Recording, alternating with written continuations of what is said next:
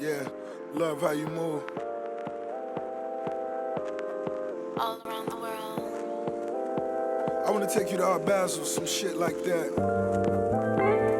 All around the world. Boys stare, girls swirl. Huh. Damn, you trigger happy. Bang, bang. So happy. The primary purpose of the CAF podcast is to express platform for creatives to express their personal views or opinions without restriction or censorship. All views or opinions expressed during the CAF podcast are solely those of individuals expressing such views or opinions and does not reflect the views of the CAF podcast. Most of our panelists are mental health professionals. These two brothers here, I'm going to introduce themselves. These are my grandfam brothers right here. Y'all know what they mean? The Grand State University. Yes, Graham. So these are my grandfam brothers. They came from Oklahoma and Florida to come to this event, so I appreciate them so much. They have their own podcast. This is why we are mic'd up. We have the camera and lighting, so they have the all podcasts, so we are live. Just so y'all know. We are definitely live right now. Yes. I'm gonna let you guys introduce yourselves really quickly and we probably get the show rolling. We're gonna start from my left. Amen. Hey y'all. Okay.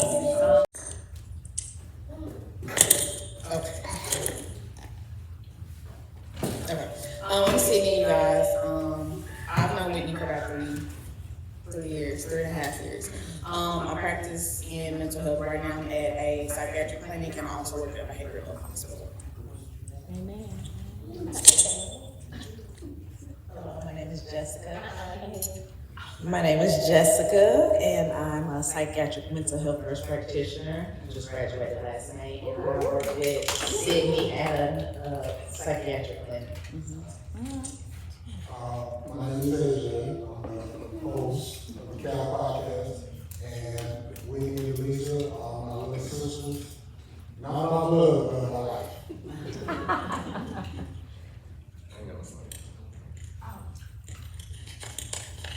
How everybody doing? You said what? Okay. Me and my mama worked on that speech. My name first. I have been in mental health probably about 7 years. I am now at a community college in Oklahoma City, where I am the assistant director of TRU Student Support Services, and I've also worked in Title IX. Oh, my bad. And I'm Candace Carter. I'm co-owner of Integrative Counseling Center. The other owner is sitting over there. And we are. And we met Whitney working in the mental health field, and so I'm excited to talk about what it looks like to cultivate self-love.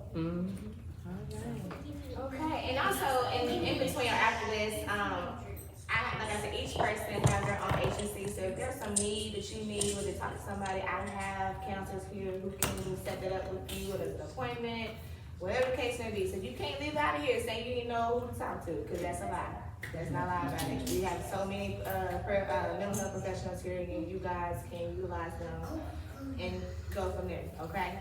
Like I said, we're talking about self-love and what it is. So basically, appreciate yourself and caring for yourself. I know a lot of times people overestimate.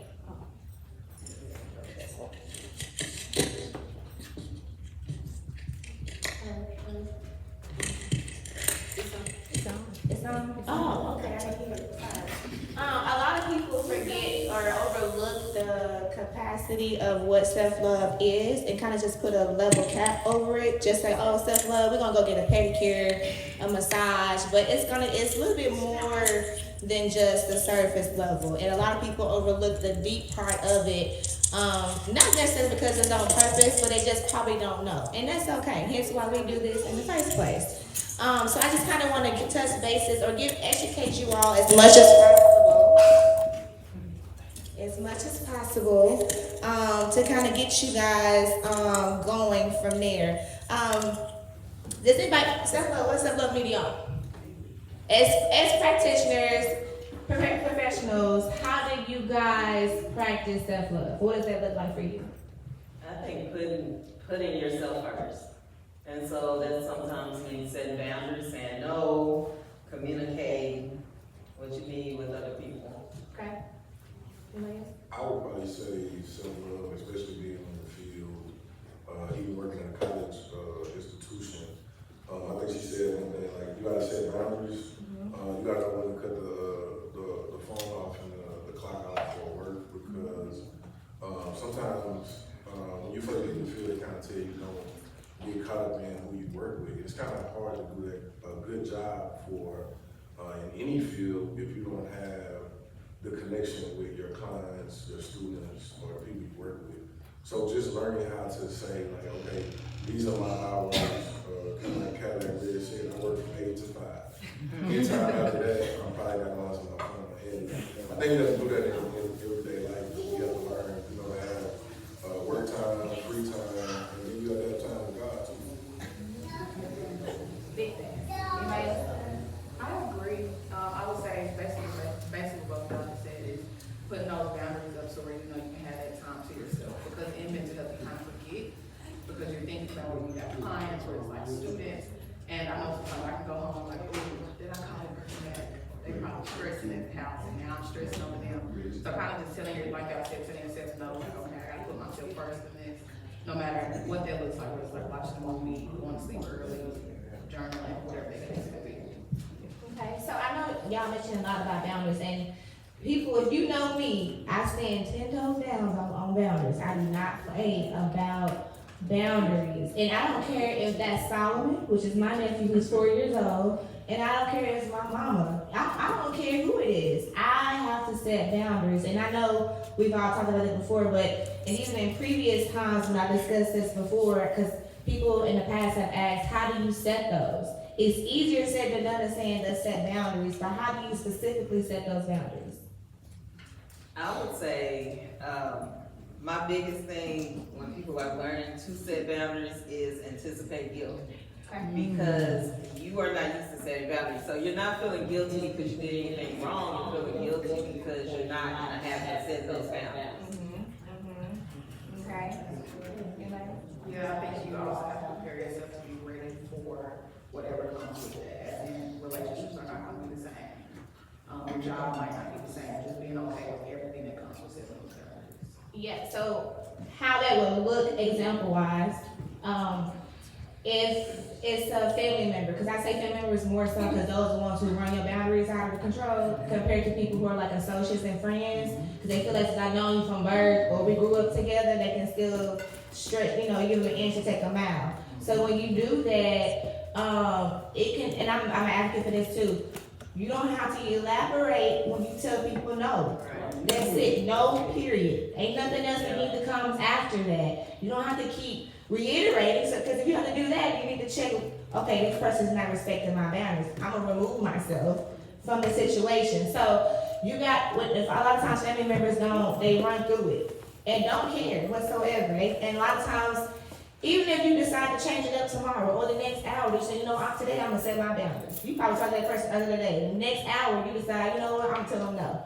And they gonna feel like you switched up on them. You acting funny, you acting fake. That's your self-love. That's your self-care. That's you setting your boundaries. And it may feel uncomfortable because like she said, you ain't never did it before.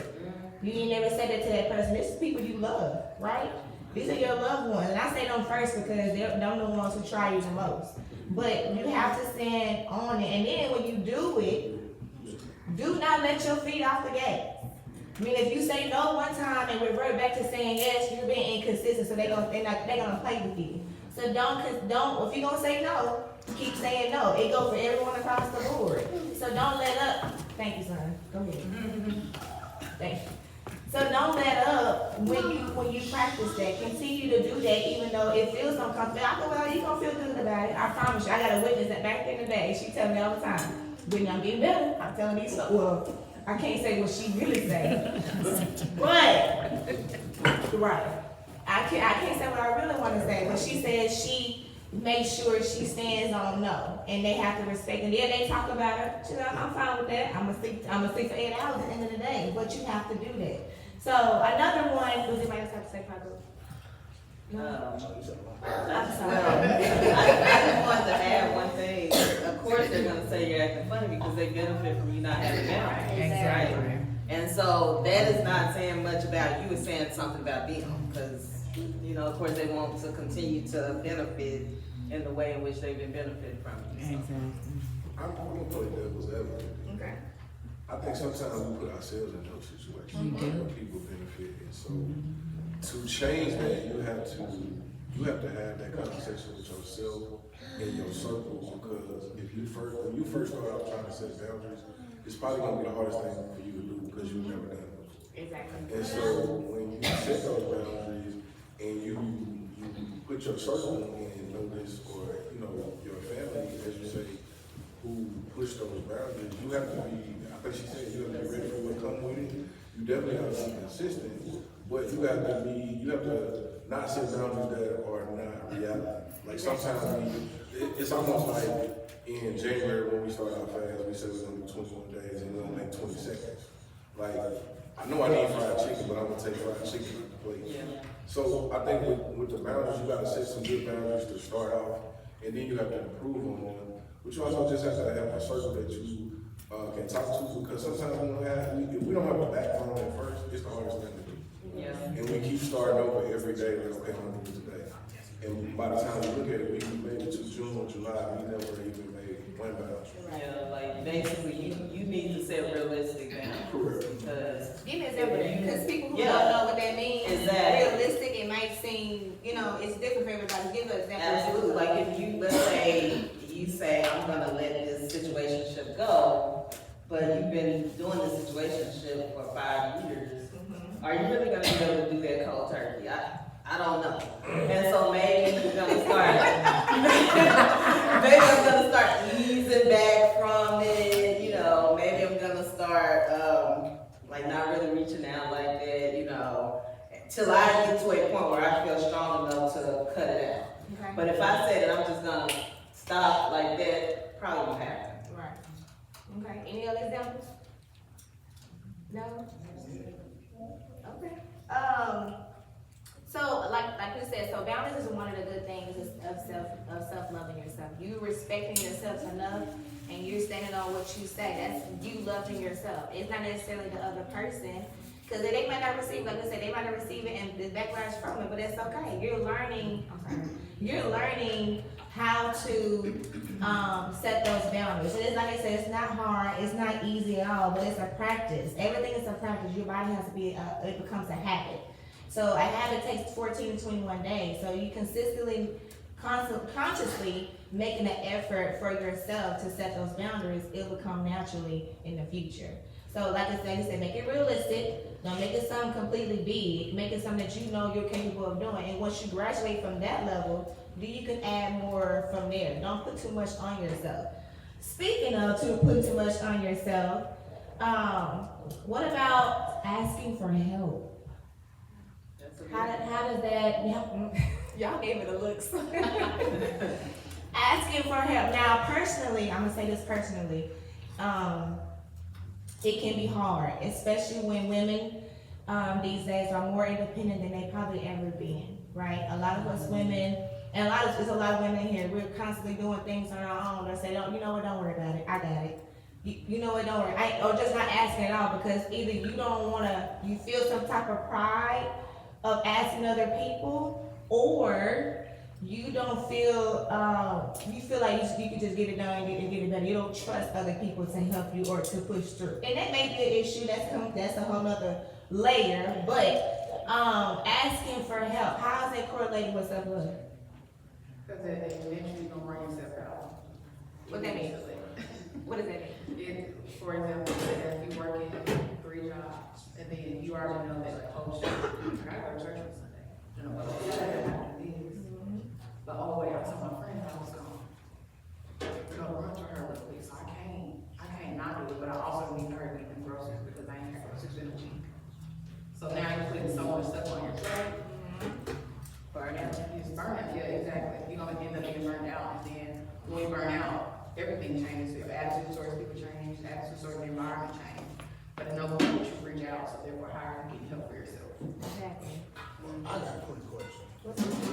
second, Lisa. What if somebody, I'm talking to y'all, somebody asks for help, you give them help, but they don't receive the help. Are you saying like receive, like they didn't like the help? They didn't like the answer that they got. They weren't ready. They weren't ready. They weren't ready for help. That's the short answer, they weren't ready. They weren't ready for help. Help in different ways, but how you would necessarily help is probably not what they were wrong. It's probably what they need. Yeah, they wanted me to go in my pocket, but physically I could have did it. I could do what they wanted done. But the fact that I didn't, Monetary. Well, you set a boundary. Good job. I also want to mention, what you said, Sydney. So, control. A lot of us struggle with control. I'm not talking about being bossy. That's not what I'm talking about. I'm talking about you feel like you have to do every single thing. You feel like listen to y'all something. You're not gonna get a medal. You're not gonna get a plaque. You're not gonna get anything for being the most valuable player. You the person on your team. You're not gonna do that. You're not gonna get no extra money. You're not gonna get nothing because you're burning yourself out and you're depleting yourself when you don't ask for help. Prime example, this event. Ain't no way I'm gonna do this by myself. Absolutely not. Half the people in here helped. Y'all helped. Everybody in here helped. Whether it was monetary, whether that's just a push, whether that's, hey, you want me to bring this, you want to bring that. If I said no, there would be no way I can sit here talking to y'all. I need to be in the bed, sleep, knocked out, because I didn't reach the capacity of my stress. So when and then honestly, just to be vulnerable with y'all real quick, it was hard for me to do that. To ask people for help, because I get it from my mother. If you know who she is, then we ain't gotta put her out. So asking for help was hard, not necessarily like it was my choice, it was just like I feel like I get it done faster, or better, or quicker, or sooner, you know what I'm saying? And just having people to do what they need to do, whether that's to bring something or put something together, it allows the stress level to decrease naturally. You don't have to be worried about, now if people gonna be, people gonna do what they wanna do, inconsistent, do you know what to do from there? We just talked about that. Yeah, but sometimes you just don't wanna bother people. This is true, and some people feel like it's a burden. Yeah. And it's not a burden if you never allow that person an opportunity to say yes or no. You know what I'm saying? So I know people who struggle with asking, because they feel like it's a burden, but then people get mad, why you didn't say nothing? You could have asked me, and I get that all the time. Why you didn't say, I could have did.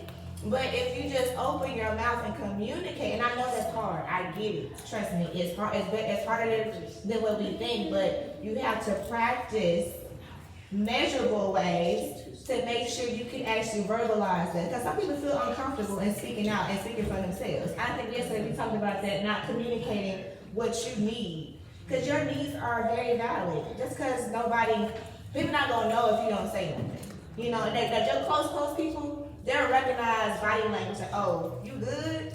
You okay? But people who don't really in tune with you like that, they won't know until you say something. You can't really fault them completely because you didn't open your mouth to say anything. That's true. Closed mouths don't get fed. so how did that help you? 'Cause this is a good question. How did that help you? And just in this room right here, or just in general? Open your mouth and asking for help, because a lot of people need help.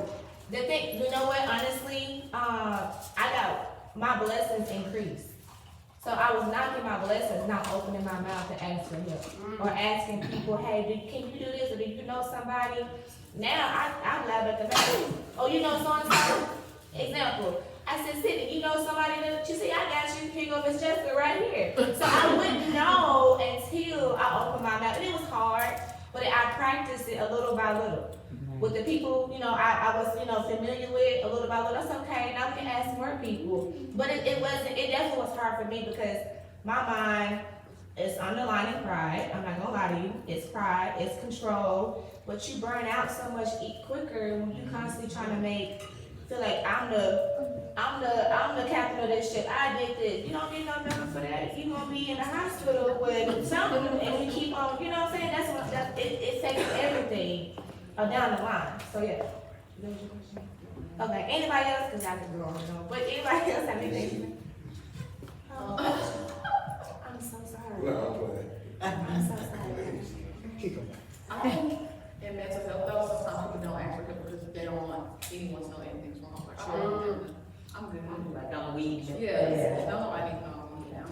I'm good. I think it's a society thing too, you know, like where we come from, how we're raised, where we feel it's a sign of weakness. We also feel it's ego. Is that mostly in the Black community or just across the board? I'm saying, I mean, I don't know about other communities. I don't know about our own. So I know for a man, it's hard for us because women are taught to be more independent, and men are taught to be hard and not to show weakness. So that's for good. men, it's hard to say you need help because at that time, if you don't have, I must use these words, but I don't use it a lot, a safe space, then it becomes hard for that man to say, you know, hey, I need help with this, and even like, so for a lot of my kids, they come to me and they talk about relationships and why they don't work and why they do work, and they say, most men get in a relationship for the first couple of months trying to be vulnerable, but somewhere there, girlfriend, whatever, mess up that vulnerability to where they can't be vulnerable, but they'll stay in a relationship. So I can't even blame her, I'm gonna have to blame him because he stayed in. So for me, it's a lot of times it's hard for us to show vulnerability, even with some of our friends. Like I can say for my homeboy who passed, who was my brother, me and some of my homeboys, it was hard for us to say I love you after he passed. So for men, I think it's hard because we want to put on this personification of we hard, but at times we really are hurt inside. Nobody knows because nobody ever asks us how we live or how like we're going. And to be the head of a household, that's a whole other question. Or even in a relationship, that's another question. So I think it's sometimes you just have to self-reflect. I think the biggest thing, and I just talked to my kids about this in college, was you gotta have time management. That's it. My thing is if you don't manage your time will manage you. That's right. And so if you don't have those things to work with, or you don't have friends that will hold you accountable, like, yeah, you're gonna have to sit this one out. And sometimes that's a hard thing for us to do because we feel like, oh, I'm letting him down, or I'm letting her down. And so it makes it hard for us to, again, be vulnerable. And I listen to a lot of kids talk about, you know, what they're going on at home. And even like, let's talk about mental health, you gotta talk about trauma. Yep. And That's a whole nother you know, subject. either because, you know, everything is trauma these days. A lot of kids just can't go through life because of anxiety or depression. And I'm like, man, I was dealing with that at 6, like 9 years old, talking about, you know, I was in a mentor program and this kid was like, oh, I'm gonna crash out. And I'm like, what you gonna crash out on? And he was just talking about, he was mad because he had to move so this person could sit on the bus. And I was just like, so what you really want to do is, I got some bills you can pay. I really want you to pay these bills, you gonna crash out. So because y'all like, when dealing with trauma, let's say somebody can't afford to sit down, what advice would y'all got for them to deal with? When they can't sit down with a one-on-one, what advice would y'all give to somebody dealing with that? I would say you still need to get it out. And so, yeah, like you need to, because when it's in here, it's causing problems. So you need to get it out of here. So even if you can't sit down with a therapist, you need to journal, you need to, church, that can be a way to get some emotions out. You need to, maybe do some exercising and stuff, but you need to get it out in some way. There are some places locally, local mental health centers, so wherever city you're in, a lot of those places are government funded, right? So they have resources for people who don't have insurance or not able to fund. They work with you to whatever capacity, you discuss that with them. Y'all come up with a plan for them to seek help, because nobody wants to end up in the hospital. So you have those communities in your area. A lot of people don't know about that, but it's a lot of them in your city area that does that for people. But I will say this though, there are some people who will never go there. That's just the truth. So I think for people like that, church can be an avenue, to get it, which I like that some churches these days are more equipped with like knowledge to treat or to maybe direct people mentally, like mental health wise. And so like we just need other ways to reach people who just will not go to therapy. It's like different outlets, you know, like there's different, events going on in the community. It can be whether like you're into art or something like that. It can be a pottery class. Music, anything that you feel like is a release for you. It might not look the same for everybody. Or even connecting with somebody at work. My prime example would be my husband. When he moved here, he didn't have any friends. When he started working, he found some more men who were married. He connected with them like that he didn't have beforehand. And now they're close. He can talk to them about things that he can't talk to me about. Or because he didn't have those relationships when he was in Memphis because he was single men. So find people that are on the same kind of level with you or, you know, you can find it at work, and he's found some great men who have been married for a long time that he can go to and he can talk to about his issues that he may have in his marriage that he can't come to me about. So just to go out and see somebody that you think that you can connect with. And I'm gonna go back to what you mentioned with the safe space. I know that word might be used, you know, loosely nowadays because people are getting woke about mental health than they were before, thanks to COVID, because a lot of people, you were confined, you were isolated, so it kind of triggered some people who didn't have many issues with their mental health, but it kind of sparked the issue from there. So the conversation is definitely getting louder, but a safe space, what would that look like from a man perspective? That's a good question. Good question. I think a safe space is like when you say you have a real conversation, not being judged off what you said. It might not come out right. It might not be the most respectful thing to say. I've even had incidents in my own family where my cousin was mad at one of my aunts, and her brother got mad at her because of the way she said it. And me and my mother had a conversation, and she was saying like, she said it disrespectful, and I was like, no, if she had said that song, you would not have understood what she was saying. Right. And a lot of times, you know, especially dealing with kids and being in a juvenile center and treatment place, a lot of kids will tell you stuff without telling you stuff. And that's what adults, that's what anybody, like they tell you things, but you're not paying attention to the flags. And so for me, a safe place is where I can just be me. Like I can unbuckle my belt, take my shoes off, and lay here and tell you everything that went on today. It might not be right. It might not even be godly, but it's me being who I am. Right. Because as she said, if I keep it in, it hurts me, and I hurt somebody else. Like they say, a hurt person hurts somebody else. And if I can be me with somebody else, and it's not about looks or financial or what you can do for me, it's me being in my safe area. And so now you get more out of me. You can't get more out of me if I'm always mentally gone, because sometimes we could be there but not mentally be there. Like you could show up in the marriage or relationship and just go through emotions, but now the other partner is not getting what they need to fulfill their cup, and so you're not getting it, but you stay in a relationship. So who fought it? That's true. So you brought up something about your, what he said.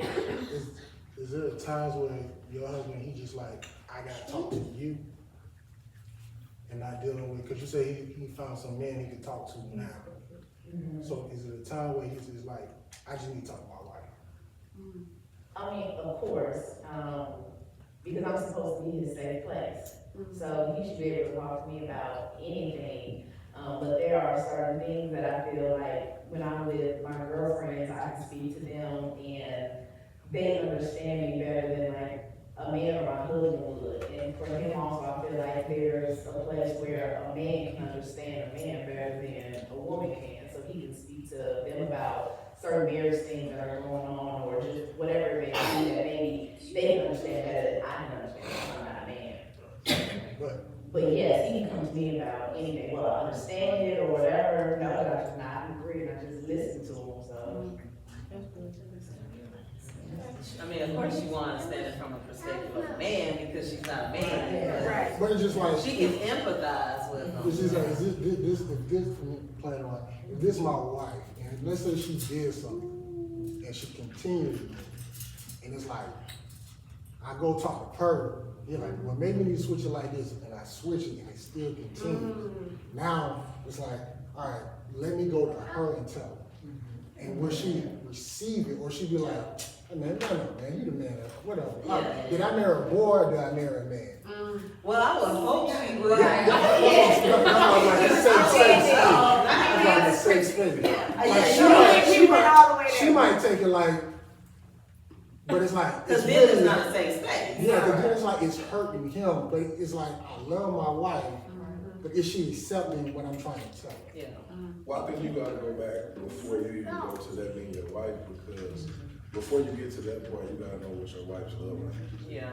That's the And then you key. gotta know what your love language is. That's And the can she key. communicate? And can she communicate? And we have to develop, our communication, because when he first came to me, there were times when he spoke to me in a way where I told him, I didn't receive that. You need to speak to me in a softer tone or something like that. And we had to work on it, but now he can come to me and we have to sit down face to face, and I know that we have a serious conversation. He's like, this is a serious conversation, and I really need you to understand what I'm saying. I need you to receive it, and I can understand him, but I'm gonna take the time to do that. Since we're at love language, I was gonna touch on that too. Let's get it. So if y'all don't know what is the love language for people who don't know what that is, and why is it important individually and with your partner? Quality time, words of affirmation, physical touch, gifts, and acts of service. Okay, and how does these things help an individual in general? Like how does that work for them? What is self love? I mean, the 5 love languages does for you. In my opinion, we all need all 5 of them, but when you really break it down, a couple of them are gonna be sort of at the top of your list. And so those are ways in which you feel love, you receive love. And so, for instance, if quality time is one of your top love languages, spending quality, uninterrupted time with your partner is gonna make you feel love. And so you could be spending time with him when he's like playing the game or watching the game or whatever, and it may, and even though physically y'all are there, you still won't feel love if it's not quality time. Right.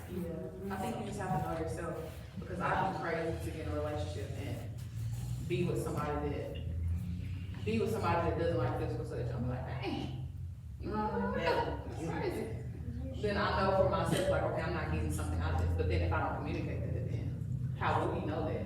So it's kind of like knowing yourself. And the same thing with words of affirmation. Sometimes people just need a little pick me up from the person that they love, right? But if you never hear anything but, dang, you didn't do the dishes today, it's like, okay, you could say that though. Well, let me just say this point that I know we're talking about partners a little bit, but it goes for, it's platonic as well. So it's not one-sided, you know, make that very, very clear.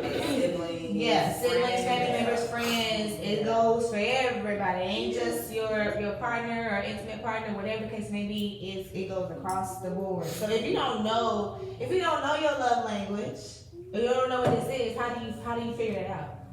I personally Go online.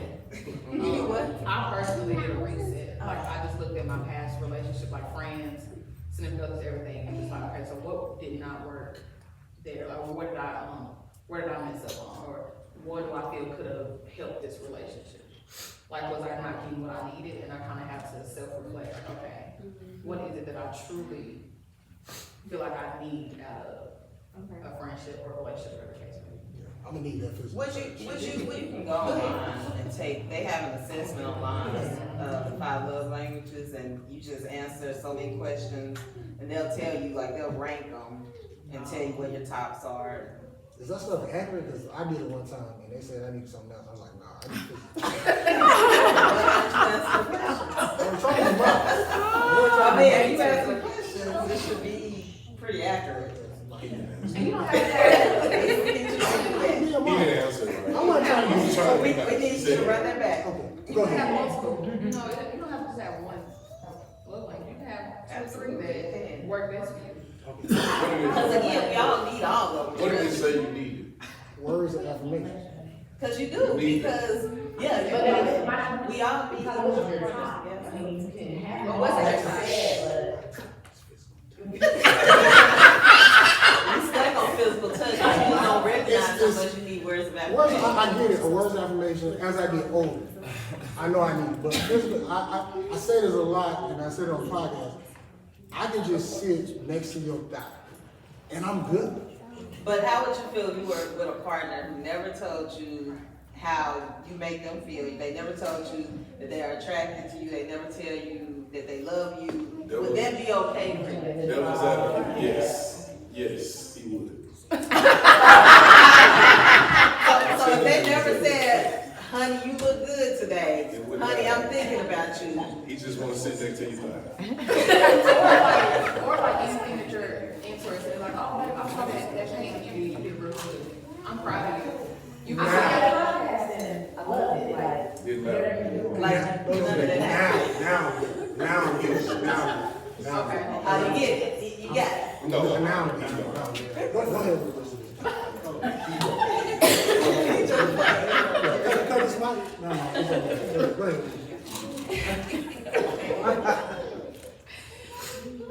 Another one, since we're talking about affirmations, self-talk. Self-talk is another one under self-love that people, the power of the tongue is real.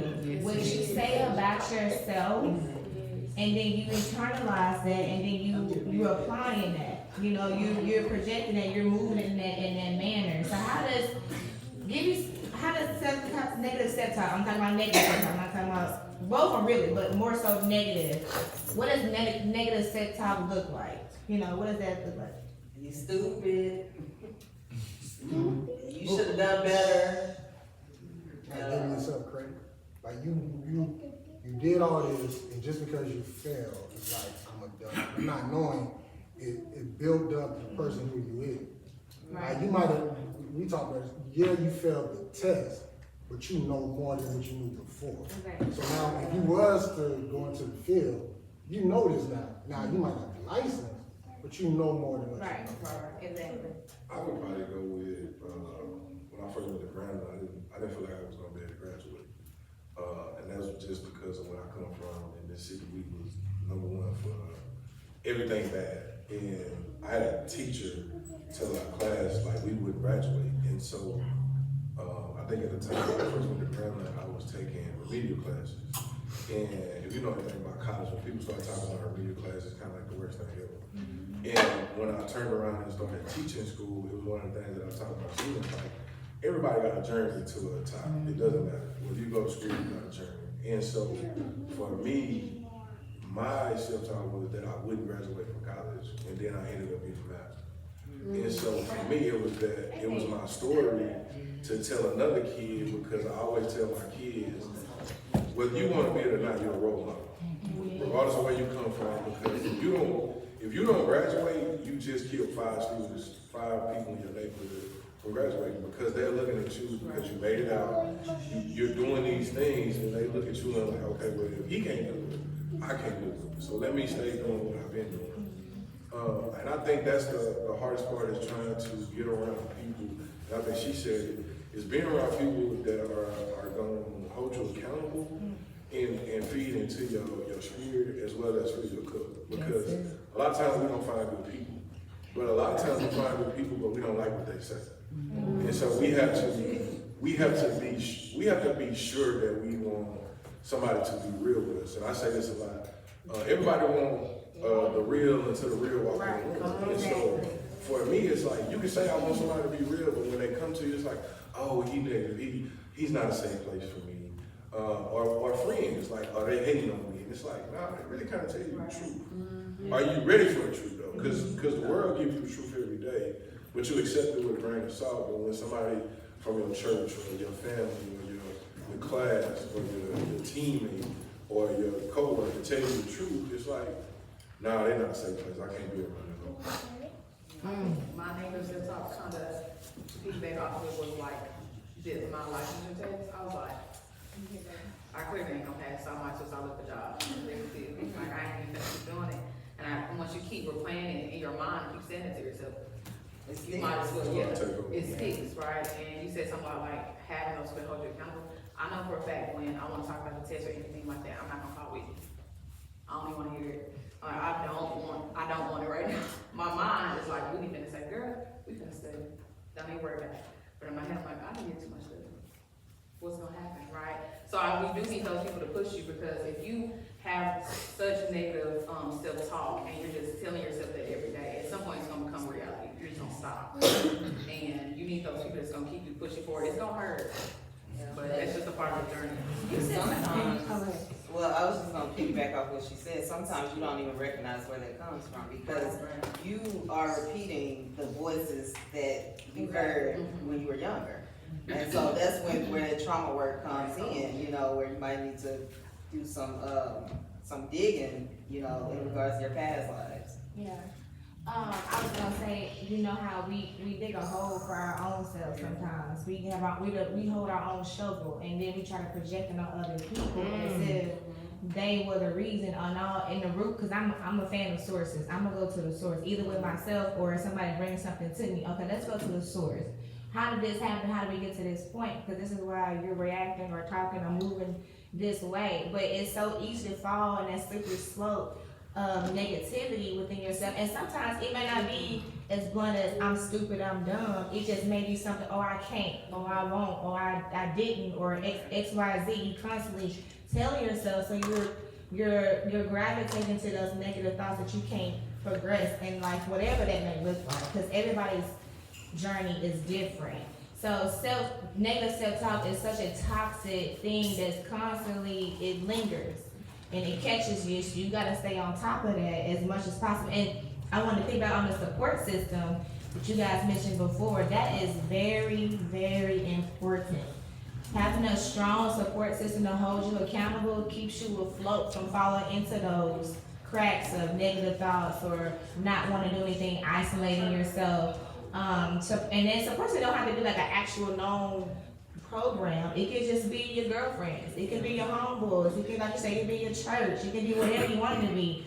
I know, for example, we, when I say we, Cindy and I and two other young ladies, we make it our business. And I mean, we make an appointment, we putting dates down.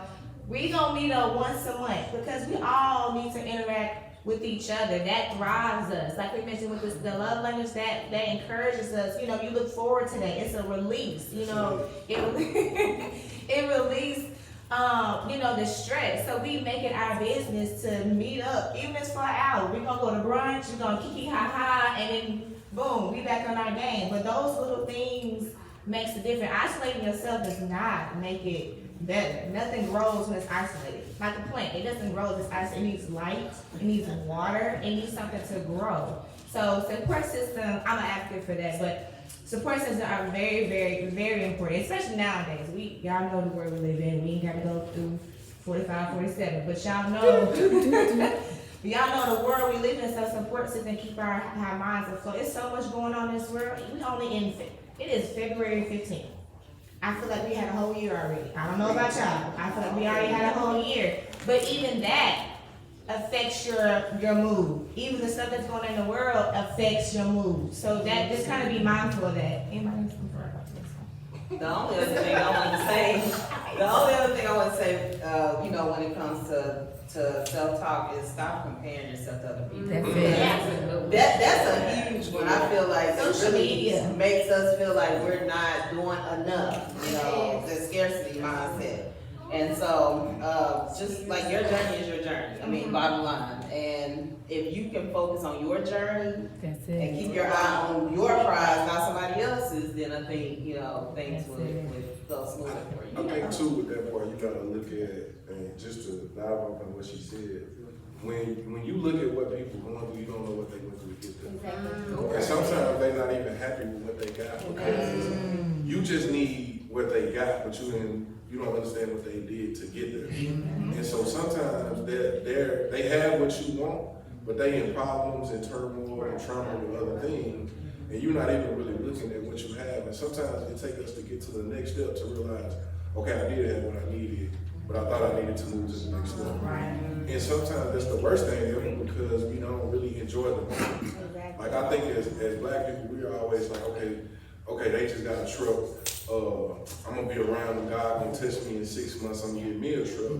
But then now you upside down, you can't pay your bills, and you looking at the church like, can you help us? And I feel like we have to really understand when you talk about self-love with boundaries, time management, toxic relationships, and accountability. You gotta take all of that into where you are. Like one, if you're spiritual, where do God want me to be? Because sometimes we're going through things to get us ready for the next step. That's right.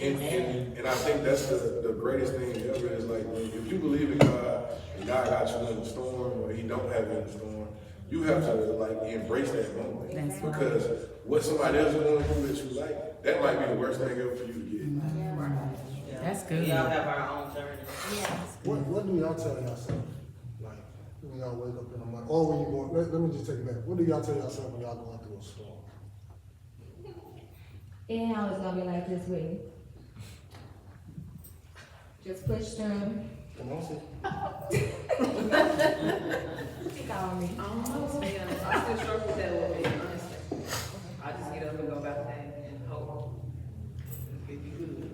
I think I self-reflect. I go back and think about the time where I was struggling, and I'm like, man, I think I was connected to that. You know what? God kept that little close because I need to work on myself, work into this, and this is maybe the reason why I'm still right here in this storm. I'm working on something, or I'm working on me, or whatever it may be. So it's like, I got to do that, I'm gonna get to this.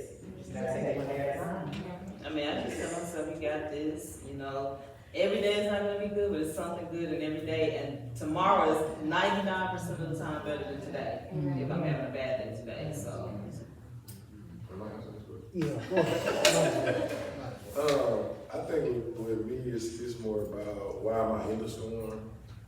Can I endure the storm? Because sometimes we look to get out of the storm, but we don't earn strength from getting out of the storm. And I think, I don't know what to quote. I'm gonna quote Gorilla in the They Gotta End. So, Another day. I love it. You, like, have you asked a question? That was my question. But you can ask me. Exactly. It can't rain forever. It can't rain forever. Okay. And that's okay. Okay. Showing compassion, self-compassion for yourself. I think we kind of touched on it a little bit. Giving yourself grace. I think a lot of us think we're supposed to be at a certain place in our life, at a certain age, at the time, or at a certain year, or whatever. Like I think you mentioned putting this time stamp, on what you wanted to be done. But did you even? I know the Lord. Did you ask God first? Did you ask permission? Is this what you're supposed to be doing? Or are you just doing something because you want to do it and you wonder why it don't work? So self-compassion, giving yourself grace to allow yourself to go through the storm, feel that. Because some people don't want to feel the feels. If y'all know what I mean by that, like feeling that emotion. So you're doing other things. Yeah, it's uncomfortable. So showing yourself self-compassion, like it's okay, we good. And if you're not okay, that's okay too. So showing self-compassion. Did anybody want to elaborate on that? I mean, I'm big on self-compassion with my clients, especially the perfectionists, because that is like the number one thing they struggle with. They can look at friends, family, etc. They can say this person, if this was happening, they were in a situation where they were struggling, I would have all this love and empathy and this and the other, but then I turn it around on them. And I say, okay, now let's put you in that situation. How would you talk to yourself? Right. And then, but I'm supposed to know better. I'm supposed to this. I'm supposed to that. Okay, ding, ding, ding. And now I know you got some stuff, Right. From the past that we need to work on, because you struggle with, being compassionate towards yourself, but you can do it with other people. I think we all like that though. Like we can give good advice to somebody else, but we can't give it to ourselves. I know what I mean. And that's just me being as humble as I can. Yeah. I appreciate you. I appreciate you. No, I don't know if we all are. I don't know if You don't that's think my that's true? story. I don't know. So you would give yourself the same advice in the same situation that you would give somebody else?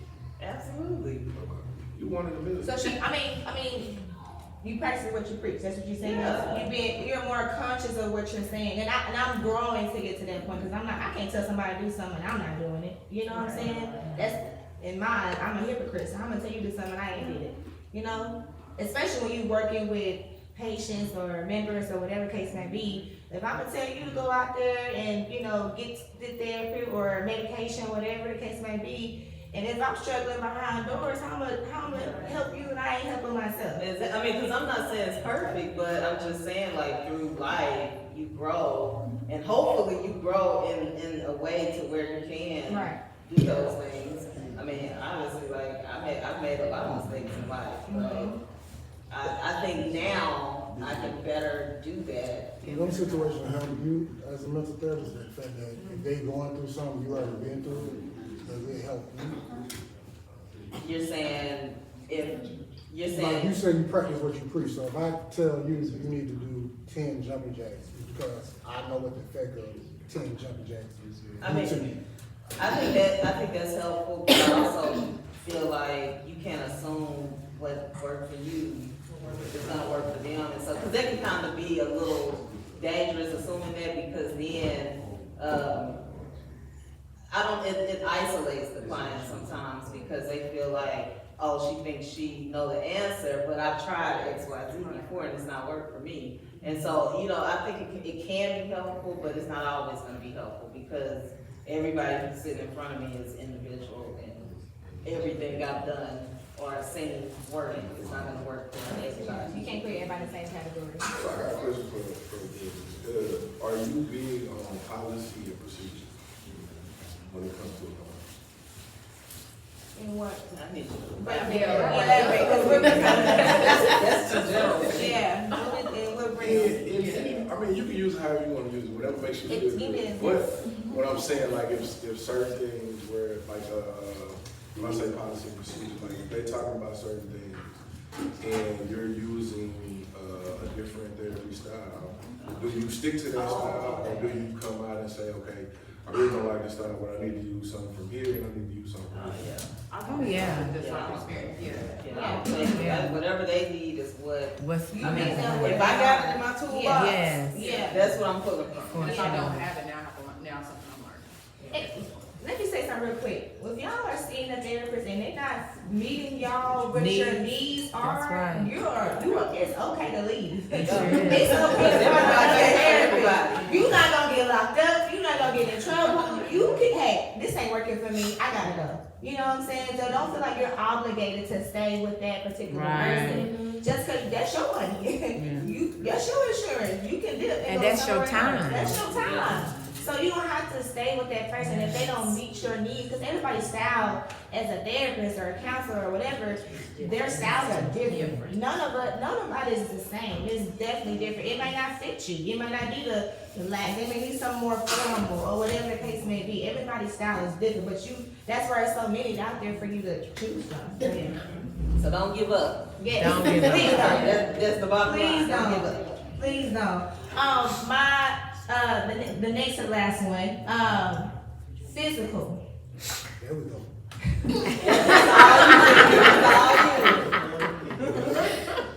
How? Don't ever start this out. Go ahead. I don't even, no, you gotta finish the question. All I heard was physical, but I got my leg up, but go ahead. Jesus. How does the physical aspect of self-love changes, or why is it important to self-love, the physical part? Meaning the way you look, how you carry yourself, your weight, your health, appearance physically, right? Whether you're, are you taking care of yourself? Because another thing, people don't look at going to the doctor as self-care. Yeah, it is. Go get your blood work done. You need a PCP. Okay, let's not act like y'all we got too much stuff. The influenzas, AIDS, BCD, COVID, pneumonia, all of that. No. So going to see a doctor, I can testify to this. Chiropractor. If my back and my knees hurting, I ain't my best. them aches is real. I know some of us are 30, over 35 and up. So them bones and getting out of bed, that hurt. That messes with your mood. Y'all laughing, but it messes with your mood. And I personally had an encounter that, hold on, we got to fix this. This ain't gonna work. But going to the doctor, I go to the doctor. Hey, I need y'all got me? And even with women, go see your OBGYN. You getting all this piece. Okay,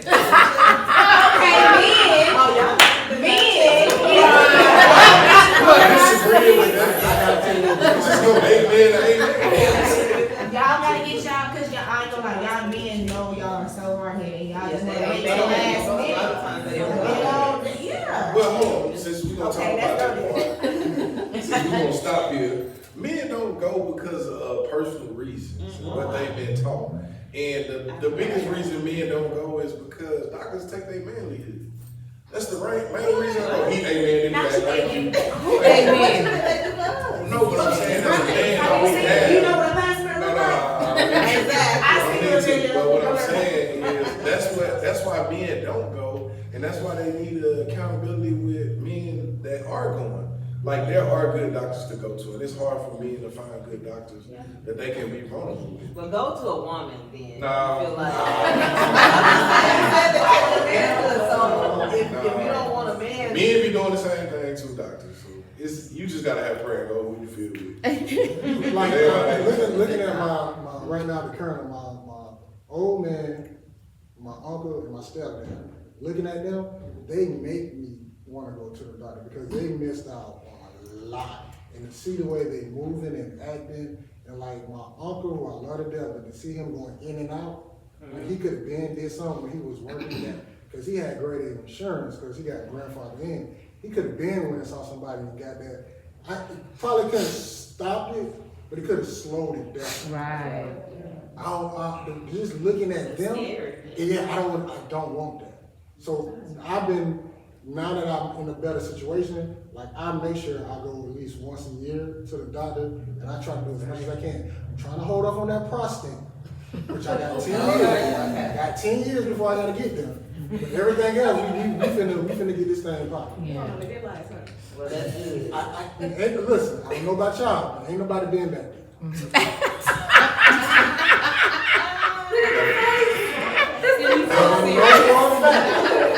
Somebody gotta go back. I at least gotta do it at least if I'm correct, once in my life.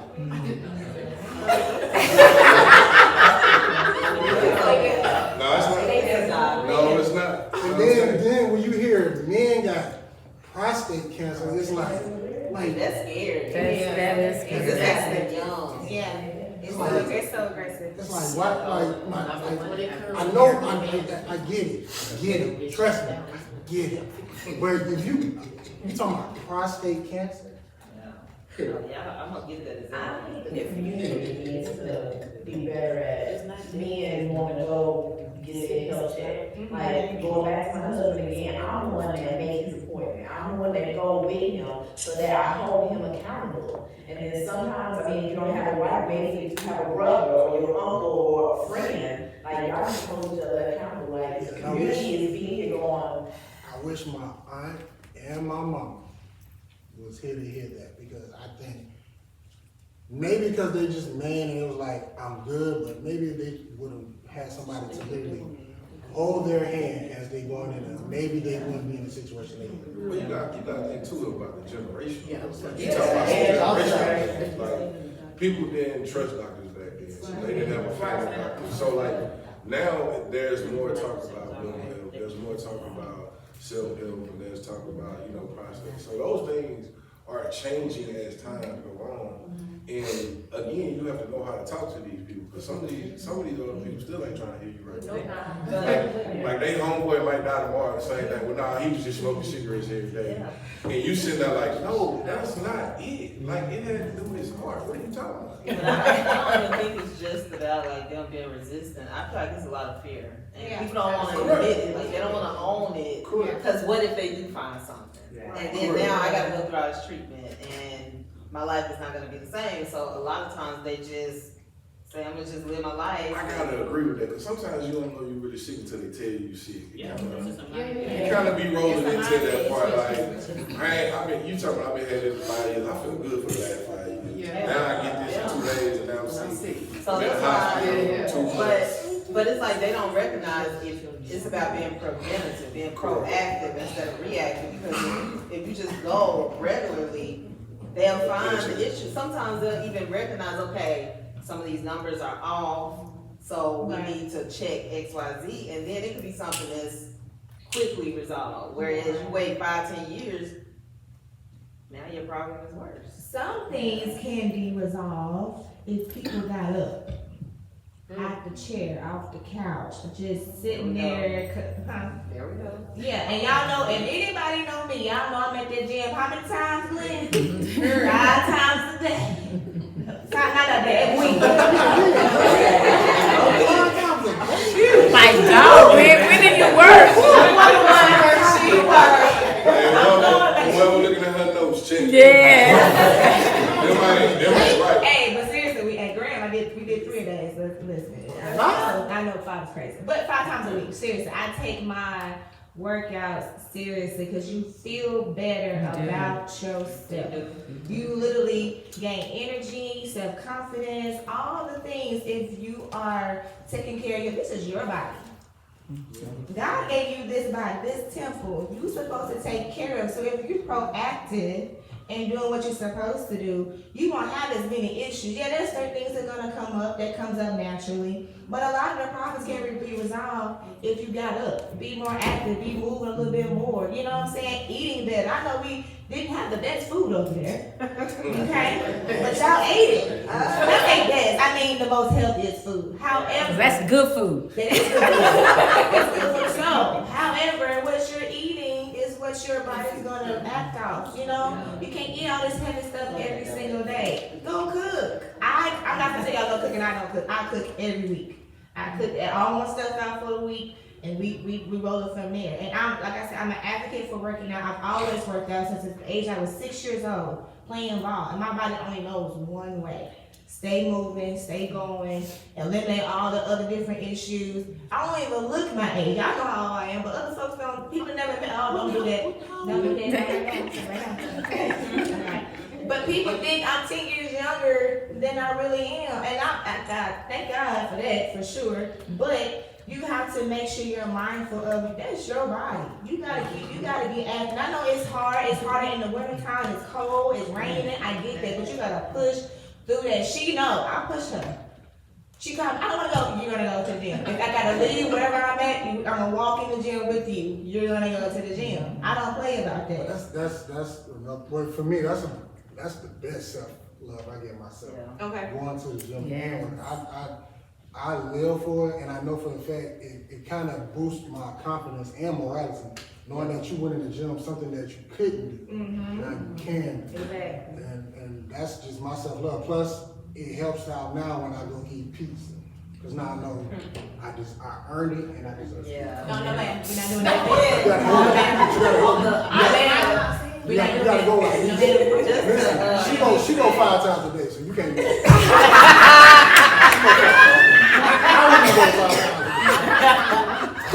But if you meet that, if 3 times a week is your goal, you meet that. That's good. But just to piggyback on I've been struggling in this chair because I'm kind of big, but you put perk on the sofa, so that's why you see me doing all this. Because it's like, I'm good now. We're almost done now, so let's keep going. But I just want to say one thing about exercise, and so just from a mental health perspective, it has been proven to be just as effective as like psych meds for mild or moderate depression. And so for those of you guys who have those lows, get in the gym, increase your activity level, and it can help. It may not take it all away, but it will help. And on top of that, when you look at yourself in the mirror naked, you look better. You look good, don't you? Yes. Boy, they can't stand me. They hate to see me coming. it just does something to you. Hate to see me. My young people, they thought, you always listen. I worked hard for this body. Okay? We done did all these squats and pull-ups and all the different things. We don't listen. Okay, the cruise is on the way. I cannot wait. Lord, I cannot wait. But yeah, physical. I'm very big advocate of being physically. I don't care what your age is. I saw a man at the gym about a year ago. He had to be like 80, maybe. He over there doing pull-ups. I said, good God, that's good right there. Because most people. The best is I always tell them, and I hope people don't take it wrong way.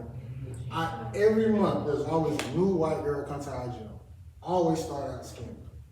Give her 4 months. And I tell black women who always want to get these BBLs, want to get these surgeries. I'm like, if you just come to the gym, you already got it. Right. You can just tone it up, and it'll look like a BBL. Or allow that grown woman wait to hit, because it's not. This is not a safe place.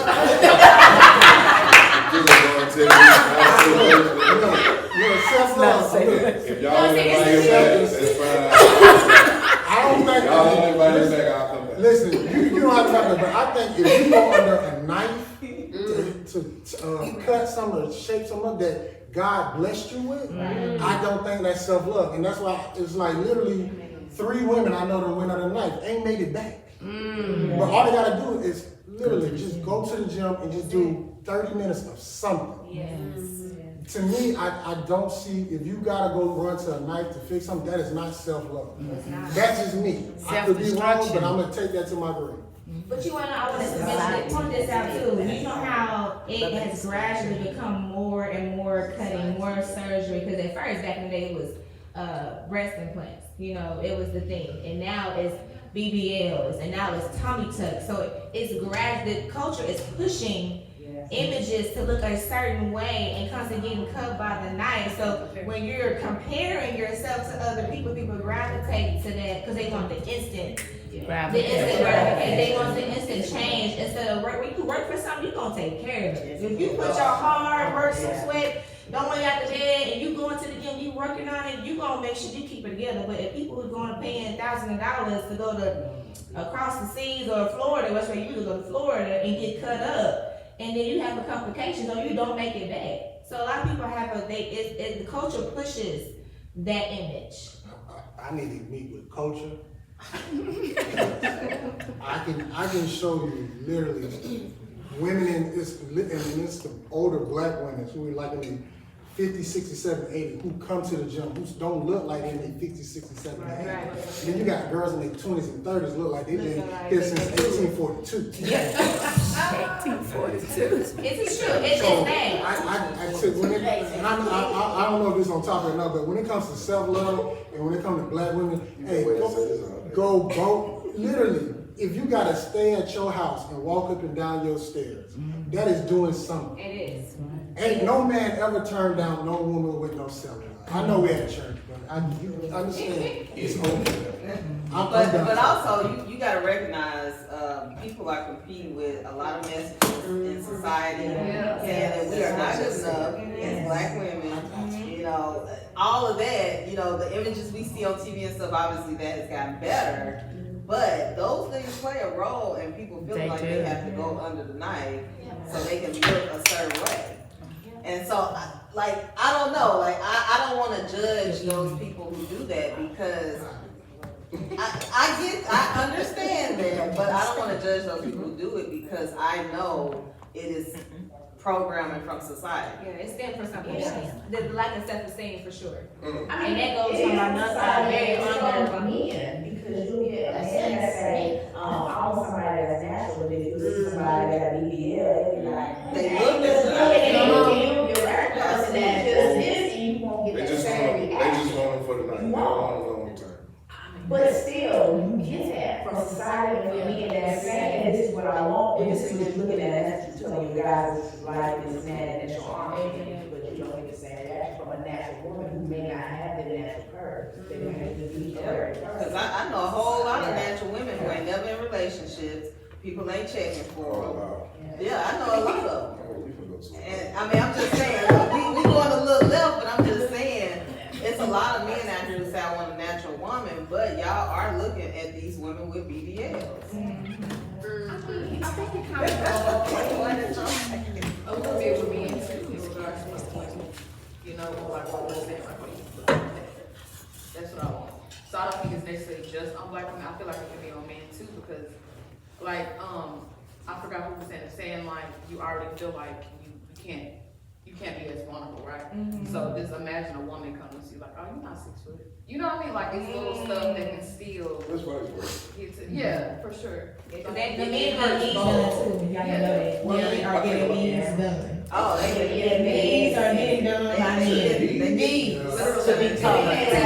To be taller. Men are getting their Oh, knees yes. done to get more inches up. Yeah, they trying to get taller. Yeah, That's the thing. Not only that, they get other stuff done. Yeah, they are. They are.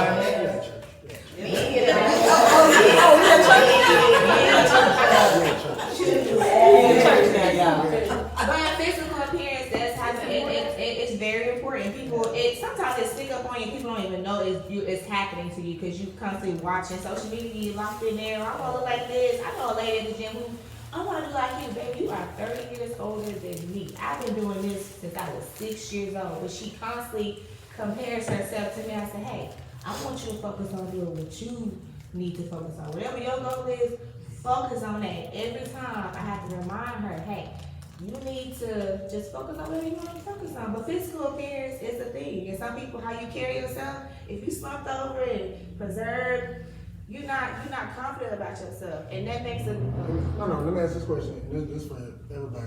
You say don't compare. What if she's like trying to compete? Not to be betting you, but you're the as a model. Like goals. Yeah, like I want to put on the same shirt, same pants, like Whitney. So I'm going to literally ask her what she's doing to get there. no, Because that's I do the same thing when it comes to looking at certain men. I'm like, that's where I want my chest to be, my arms, my legs. Even though I know it's not attainable, but it's just like, that's what keeps me going. right. So there, in our conversation I'm speaking of, the conversation gets more specific, like how I physically look, how I'm physically structured. I said, I came from David and Lisa. I didn't make me, they did. So you can't physically look like me because I'm not made the same as you. It's that type of comparison. Then on top, then taking it away from the gym, what is it like in life general? Where somebody sees, I think one of y'all brought it up where they see you with the car, the house, and they're like, I want to attain that. Not to be comparison, but compete. Goals. Yeah. Well, I think per mentioning, you gotta know what's in your means. Living on your means is also finances. We didn't touch on that. Is a level of self-care. If you living outside your means, you got all these bills due because you want to keep up with the Johnsons or whoever, because you want to look like them. That's gonna put you in a hole. You're gonna be depressed because you gotta pay all these different bills that you had no money. You're only making $40,000-$30,000. You got a BMW, a Lambo. What we doing? That don't make sense. That's time too, I think, because if I would say, when I first started my work out there, I was like, okay, I want to lose this amount of weight, but my body is not like hers. I got to work a little bit harder, because this has been my body for longer than hers. So like, okay, I got to do this, and I can get there, I'm going to get there. But it's going to take me a little bit longer, it might take a couple months. Don't lose inches. It's a big difference. It is. We talked about that later. Anybody? I got to You're going. Anyway, so I want to ask anybody else have any questions. My panelists for coming, for y'all to support me. Y'all, I love y'all individually and as a whole. Miss Jessica, I know I just met you, but we gon' I will continue to do this again if the Lord says so. I ask him, I'm saying, hey, you sure we gonna do this again? Let me know now. And every time, I said, okay, here we go. We're going again, but. I just want to bring more awareness. Just because I'm limited by people, doesn't mean I can't, as far as my license, doesn't mean I can't still do what I can do, what I got. I work with what I have, I utilize what I have resources, so many resources, half of them not even here, that's the crazy part. And so I just wanted to bring awareness, because even though y'all here, y'all gonna talk about this to somebody else. You know, oh, Whitney had this thing, it was so good, it was so nice, we ate good, they talked good, we got so much information, all those things, it plays a part, and it's gonna make an interest for somebody else. Say, well, the next time, let me know. You know, we always say, let me know, send me information, et cetera, et cetera. So I hope and pray that you guys got something out of this. Whether it's setting boundaries, standing on business, I don't play about that. Your physical health, being more conscious. Okay, physical touch. Learning your 5 love languages, having self-compassion for yourself, giving grace to yourself, recognizing when you need help. Because even the hyper-independence is real for most women. So realizing you need help, asking for help. You're not gonna die from asking for help. You're gonna be okay. It's gonna be fine. And you get to know who your support system is from that range. You know who's gonna stick with you and help you through. They might not know what to say or to do, but hey, I'll go with you, I'll sit with you, you know, just kind of, you know, you'll navigate through those things. But I just wanted to bring more awareness, and I appreciate y'all allowing me to expand this to this magnitude, and I hope and pray we all can meet again in the future for the next event. So I love y'all. I thank y'all. I want to say thank you for my mom. Woo! Mom, I appreciate you so much, y'all. She just, I be like, Mama, you ain't got to do all of that. That's okay. You said, where her arms? She has. I want to thank my dad. I think he's outside. I want to thank my dad. He got to be in copyright security, I guess. I don't know. For helping me out, setting up the tables. I don't know how to decorate no, but I put these chairs and tables out. I said, okay, Dad, I love you. Just come on. My other godmom is Miss Cent. Thank you so much for putting up with me. I love you. Thank you for my lady and my pastor for allowing me to have this here. Thank y'all so much. Y'all in church? Yes, we are. I know Kirk them said it over again. This is my church, Life Bible Church. If you are in the city or you're in the area, please come by and visit us. We do have our dedicatorial ceremony next week, Wednesday, Thursday, Friday, and Sunday. So if you do have time, just come on by. See us, we're growing, and we'd love to see y'all come and visit us and love on us as well. So thank you, lady and pastor, so much. So much. I know Keith is gone and Mr. Kelly's gone, but the saxophonist, appreciate him. And it's my sister, my better half. That's my rider, y'all. That's my rider. I love you. Thank you so much. Y'all, she been sick. Y'all know all the different stuff. She been like sick, and she's like, wait, I got you. Let me get better, I got you. I said, it's okay. Whatever's gonna happen, it's gonna happen. Okay? I'm digging nails. If y'all don't know, she's a nail tech. My nails always be fine because they don't work. Always. And so, I said, it's okay. She did my love signs. Y'all know she has a degree in art. I want to thank the other Miss Lisa for having the balloons for me. I appreciate it. Thank y'all. Thank y'all who saw my vision in my mind and put it out there for me. And I pray that we can make this better. Those who even paid or donate, I appreciate y'all. Y'all understand this is really helpful for me because I don't have to come out of my own pocket as much. So everything you see, y'all pay for it. Everything you ate, you're paying for. Okay, so I appreciate y'all so much and hope we can do this again. Does anybody? Oh, I have vendors here. So that back room back there is some of my vendors. Also, some of my panelists are should have brought their stuff. I don't know if they did to announce their agencies that they're with. So if you want to get with them as far as starting therapy or whatever the case may be, you guys can speak with them on their behalf. I want to thank my guys again. I love y'all. I appreciate. I did not think I was gonna say my business and pull up on me for real. But no, for real. Initially, but I love y'all. I was like, oh no, don't look at me like. I know you did, but before you went to flight, I was like, okay, you know, I'm like, the show must go on. The show must go on. But that's real, cause there's people here. I'm just gonna go to Little Rock, Arkansas, just to go to Little Rock. Okay, not too much. There's a lot of our kids in here, not too much. But I appreciate y'all for so much for traveling in the rain. You started. I know, but I love y'all. I can do this with y'all because y'all know me. So who else am I missing? Absolutely. Thank you, Perk. Nobody but. I know I said a lot to him to allow me to do this each year, but he literally put it on my heart. Like, I didn't want to do this. I was like, no, I'm not doing this. He was like, no, you're gonna do this. And the first one we did it at, if some of y'all in here that did the first one. The first one was at Cheddar's. Yes. The very first one was at Cheddar's because it was kind of last minute, and the Holy Spirit was like, I need you to do this. I was like, why?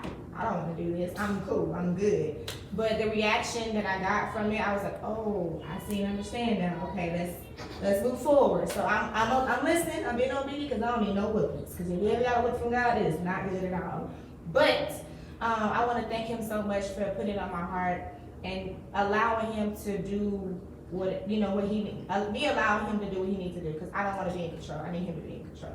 So I have to release and surrender constantly so that this can be projected onto you guys. So if I had control, this wouldn't be possible. We would be doing this. But he has control, so I have to give him all the praise every single day. Every single day. But I thank y'all. Y'all can take some more food because it ain't going back to my house. Please take some cupcakes. Please share. If you took videos or pictures, my Instagram is on the flyer, so you can tag me at any point in time so I can repost. And I thank y'all. Does anybody want to say? Yeah, I just want to say, so my business, our business is Integrated Counseling Center. So if anybody is interested in looking us up and potentially start therapy, we have multiple therapists. And our website is www.integratedcounselingar.com. And then I have a QR code over there if y'all need to scan it. If you have Instagram, Facebook, or any social media, follow us at The CAF Podcast, THECAFE Podcast.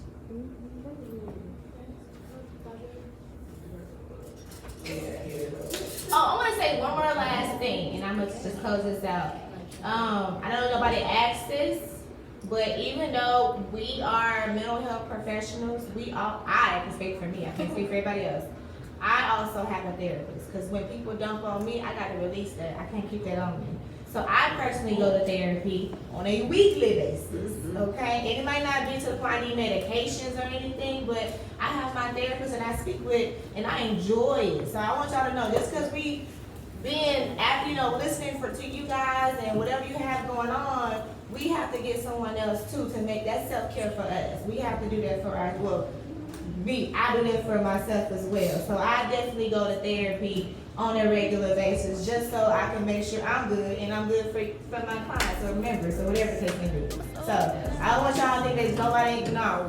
We go. Yeah. We go, we We bid. ain't finna be doing all that. I gotta go to sleep. I gotta get my rest. So we can't. That's a lot to dump. Because when you don't know what people be saying, we got some stories, but still, that's a lot to put on a person's mind and to their conscience. But yeah, we definitely go get there. I hope if you don't have it, if you feel like you need it, please go. Don't be scared. Please go. If you need therapy, go seek it. If you don't know where to go, you're in the right place. Okay? Thank y'all for coming. Y'all have a safe. I know it's pouring. Y'all be safe out there. Take the food. Amen. Y'all in the word. G14 classified. That's good. Headline, Starlight. DJ Star.